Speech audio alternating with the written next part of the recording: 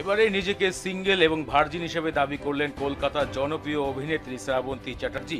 আমি proper single, একদম দেখেই মনে হচ্ছে আমি প্রপার সিঙ্গেল। গণমাধ্যমে আসসালামু আলাইকুম আমার প্রিয় কলিজার ভাই বোনেরা, আপনারা যে জায়গা থেকে এই ভিডিওটা দেখতেছেন এবং দেশ থেকে দেশের বাইরের থেকে বেশি বেশি করে গিয়ে লাইক করে দেবেন, কেউ আমার ফেসবুক পেজটিকে সাবস্ক্রাইব করে দেবেন, কেউ আমার ফেসবুক পেজটিকে সাপোর্ট করে দেবেন এবং আমার ইউটিউব চ্যানেলটিকে আপনারা সবাই সাবস্ক্রাইব করে দেবেন, কেউ লাইক করে দেবেন। প্রতিদিন নিত্য নতুন ভিডিও দেখতে পারবেন।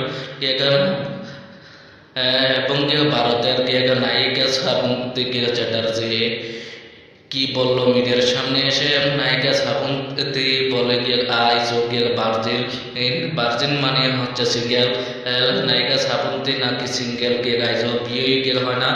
এবং এই ভিডিওর সাথেই আপনারা দেখতে পারবেন নায়িকা শ্রাবন্তীর গোপন ভিডিও ফাঁস হয়েছে এবং গোপন ভিডিও ফাঁস পায়। আপনারা চলুন গিয়ে দেখে আসুন। এবারে নিজেকে সিঙ্গেল এবং ভার্জিন হিসেবে দাবি করলেন কলকাতার জনপ্রিয় অভিনেত্রী শ্রাবন্তী চ্যাটার্জি। আমি প্রপার সিঙ্গেল, একদম দেখেই মনে হচ্ছে আমি প্রপার সিঙ্গেল। গণমাধ্যমে এমন কথা বের হওয়ার সাথে সাথে তাকে নিয়ে হাসি তামাশায় মেতে উঠেছে কলকাতাবাসী। গণমাধ্যমে এমন কথা বলার সাথে সাথে মানুষ যেন তাক লেগে গেল। 3 বিবাহ করে 4 নম্বর বিবাহ এখন পর্যন্ত গোপন রেখেছে। অন্যদিকে তার এক ছেলেই রয়েছে যে কিনা গার্লফ্রেন্ডে ইতিমধ্যে গণমাধ্যমে আলোচিত সমালোচিত। গণমাধ্যমে এক সাংবাদিক তাকে জিজ্ঞেস করেছে, আপনি কি চতুর্থবারের মতন বিয়ে করেছে? তিনি জবাবে দেন, আমি এখন পর্যন্ত সিঙ্গেল রয়েছি, পরিবার পরিজনকে নিয়ে বেশ ভালো রয়েছি। এদিকে আরেক কথায় তিনি বলেন, আমি এখন পর্যন্ত ভার্জিন, আমার মনের দুঃখ কষ্ট কেউ বুঝতে চেষ্টা করে না। এমন কথা শুনে রীতিমতো গণমাধ্যম আশ্চর্য হয়ে গেল। আমার পরিবার আছে, আমার ছেলে আছে, আমার ফ্যামিলি আছে, তাদের সাথে আমি মিঙ্গেল। আমার আইন যারা আইনজীবীরাই বলে দেবে, আইনজীবীরা যখন বলবে তখন জানতে পারবে। আমি এই ব্যাপারে নো কমেন্টস। দর্শক, কলকাতার এই জনপ্রিয় অভিনেত্রী শ্রাবন্তী চ্যাটার্জি নিয়ে আপনাদের কি মতামত তা কমেন্ট করে জানান। মিডিয়া জগতের গরম গরম খবর পাওয়ার জন্য আমাদের ইউটিউব চ্যানেলটি সাবস্ক্রাইব করে পাশে থাকা বেল বাটন প্রেস করতে ভুলবেন না।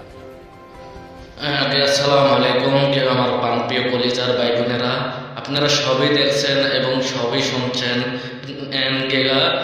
এবং মানে হচ্ছে নায়িকারা, চলচ্চিত্রের নায়িকারা কারোর চরিত্র ভালো না। এগুলা যে টাকা উপার্জন করে এগুলো হচ্ছে হারাম বেহালাল এবং তাদের থেকে ভালো হচ্ছে শয়তান।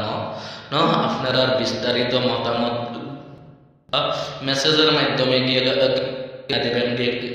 আপনারা প্রতিদিন নিত্য নতুন ভিডিও পাইতে থাকবেন। আমি এবারের মতো বিদায় নিচ্ছি।